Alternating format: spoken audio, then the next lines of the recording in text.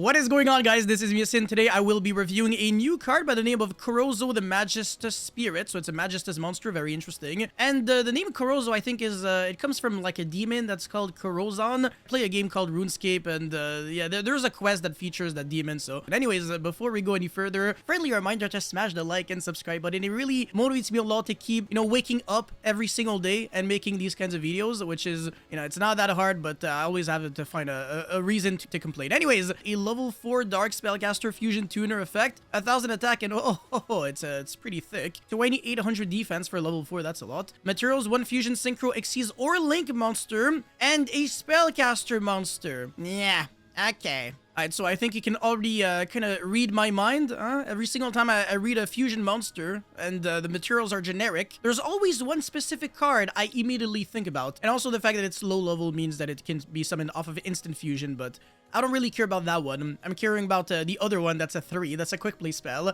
that makes you discard a card on activation. Anyways, must first be either fusion summoned, okay, or special summoned, not like, okay, so it's not a proper summon, from your extra deck by, bear with me, by sending 1 Fusion Synchro Xyz or Link monster card and 1 Spellcaster monster card you control to the graveyard.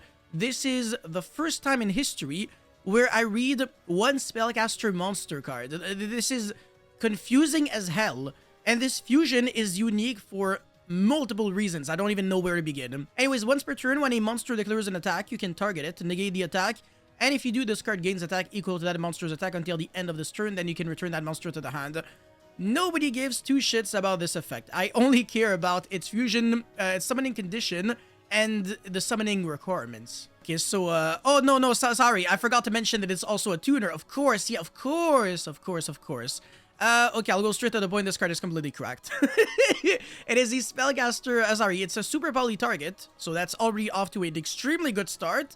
You can use, like, Dragoon, or, I mean, that's irrelevant, but, like, any Spellcaster monster with pretty much any kind of extra deck monster, and that always works, which is already insane. And then you're summoning a tuner so that you're just, like, 1 monster away from summoning, like, a Synchro now. Jesus. The fact that you can summon this card using 0 monsters, using cards in your spell and trap zone, is pretty impressive because, again, it mentions monster card, not monster.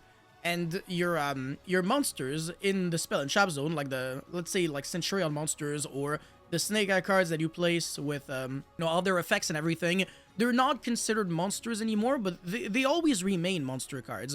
Monster cards never stop being monster cards. That's just like, the physical, like the card itself, like what is it? What kind of card is it? Whereas monster, it's like, okay, how does it behave in this particular instance? And the Centurion, for example, they're treated as continuous trap cards when they're in the spell and trap zone. They're no longer like treated as monsters. Crystal Beast are continuous spells. The Snake Eyes are continuous spells, etc. And then also equip spells.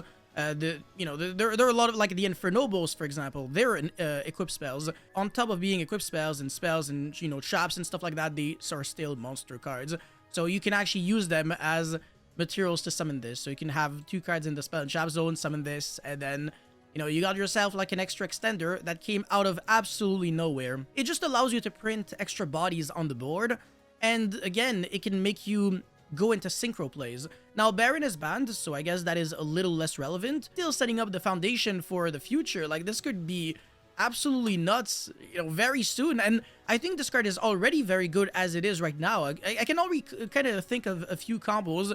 I think in the Magistus deck, this card's insane because you're always equipping cards from your extra deck to the spell and trap zone, and you can just send them, summon this, just start doing some nasty things. This is so freaking fun. So you have very good support for, I guess, its own deck, but I mean, even outside of that, it's pretty nice. So you guys could definitely expect some nice updated combos and deck profile and everything, featuring a lot of decks actually, because I think this card can be generically abusable.